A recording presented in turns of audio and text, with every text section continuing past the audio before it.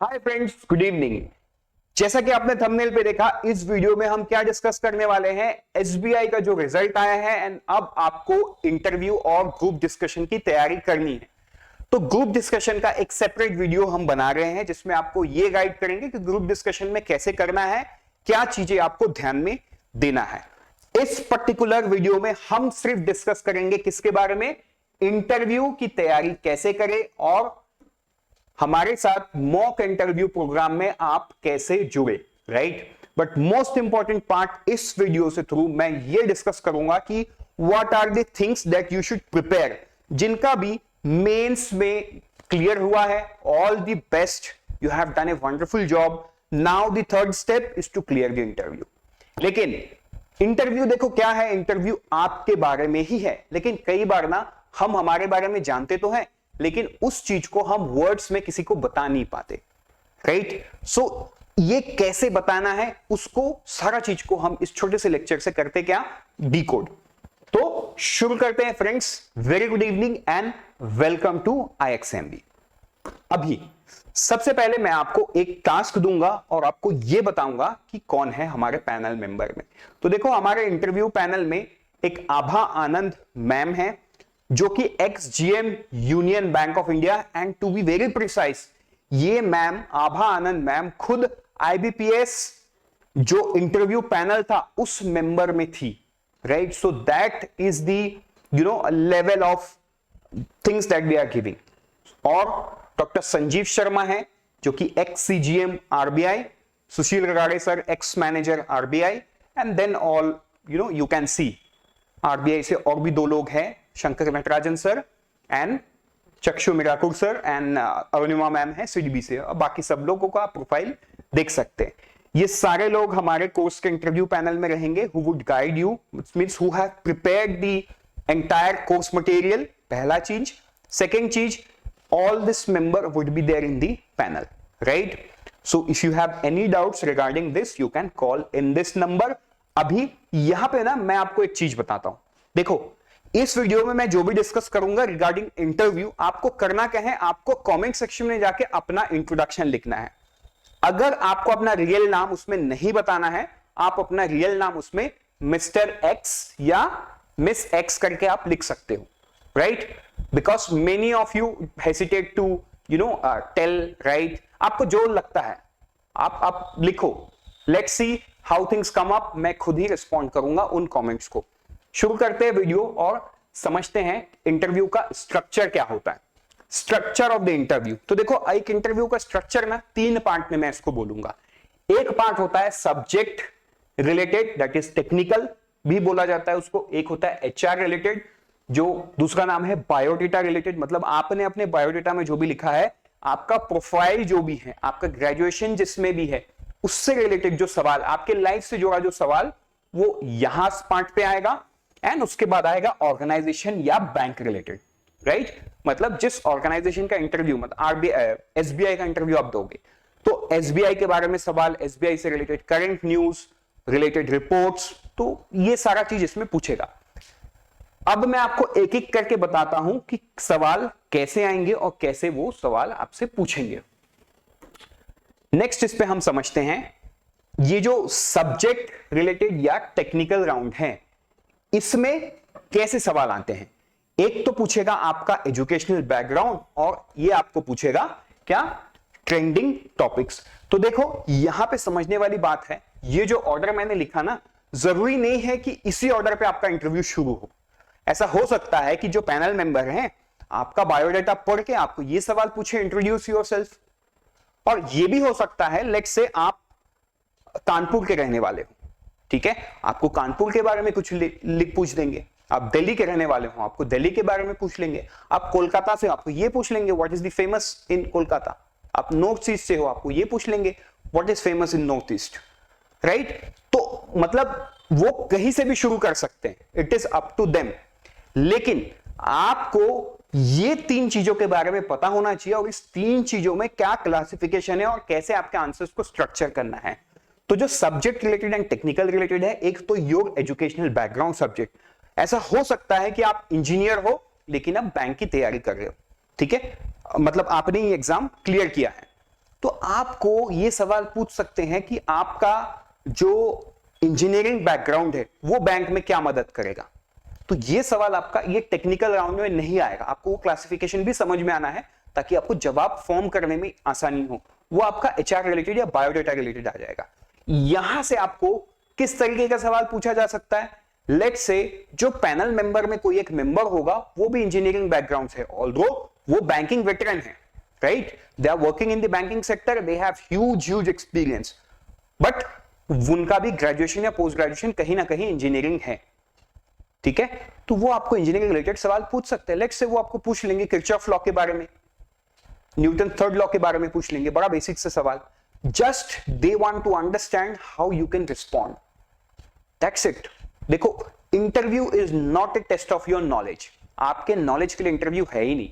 Knowledge के लिए तो फेज 1 और फेज 2 था जहां आपने उस परीक्षा को पास कर लिया है, राइट। तो अब तो नॉलेज टेस्ट नहीं हो रहा, अब ये हो रहा है कि आप उस सिचुएशन को कैसे टैकल करो।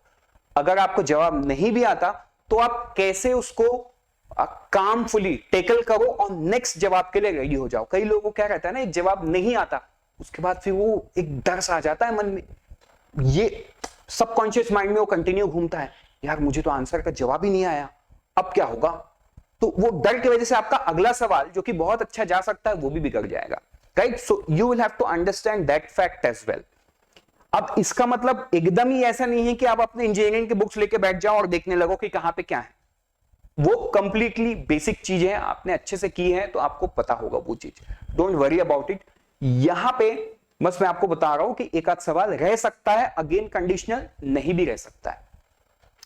ट्रेंडिंग टॉपिक अगर कुछ रिलेटेड है, ठीक है, let's say you come from a computer science background, ठीक है, आपको ब्लॉकचेन के बारे में पूछ सकता है, how is blockchain technology going to transform the banking sector और द फाइनेंशियल वर्ल्ड।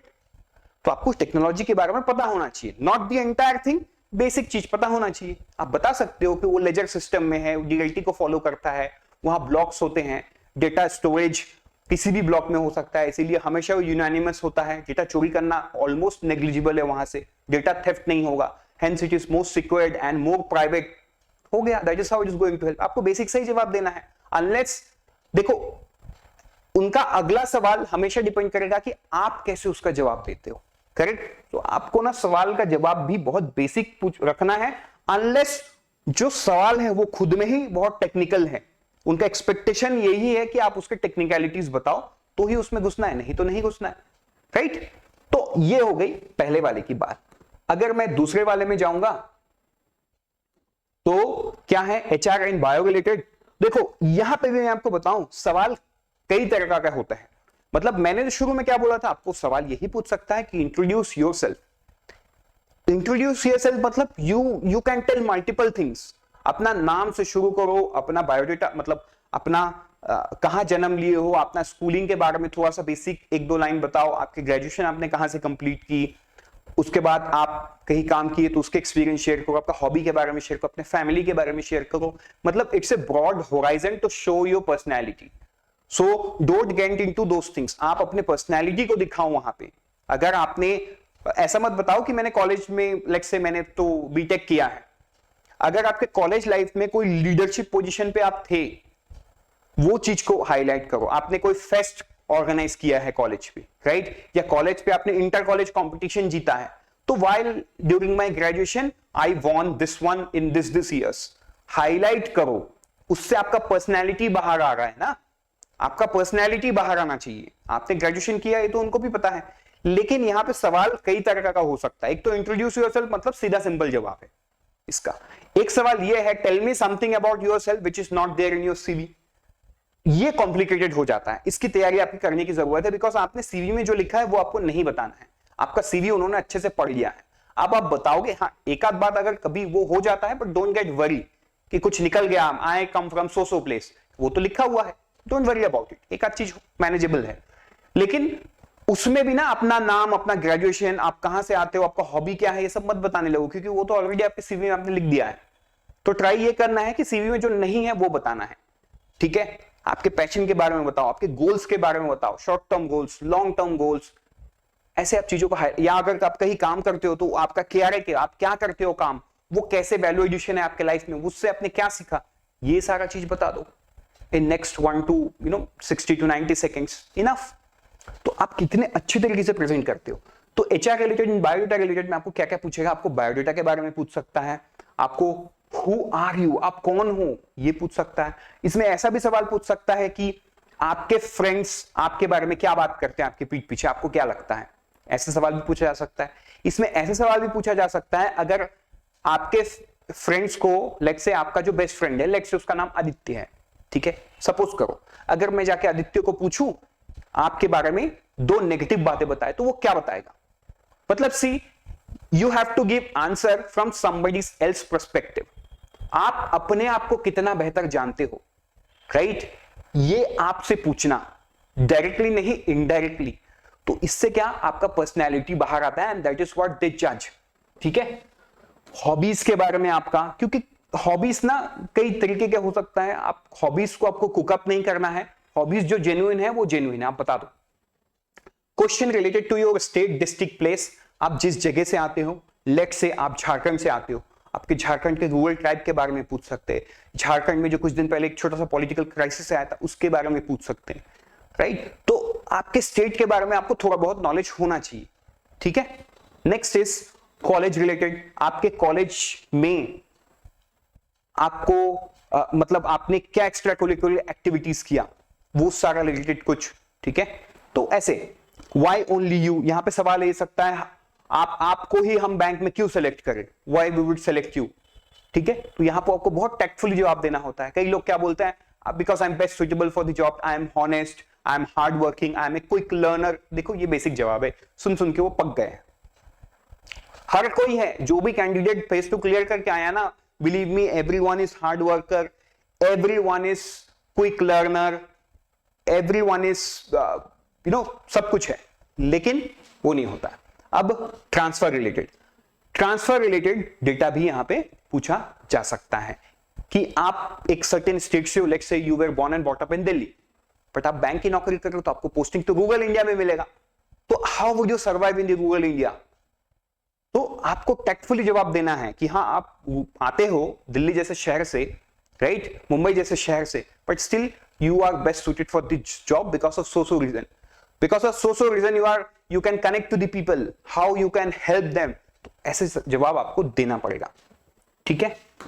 तो नेक्स्ट इज जो है ऑर्गेनाइजेशन बैंक रिलेटेड। तो देखो यहां पे बड़ा सिंपल है, जो भी पीओ का जॉब प्रोफाइल है उसको एक बेसिक सेंस में कि क्या क्या रोल आपको मिल सकता है, उस रोल का क्या एक केआरए हो सकता है इन सिंपल लैंग्वेज पे।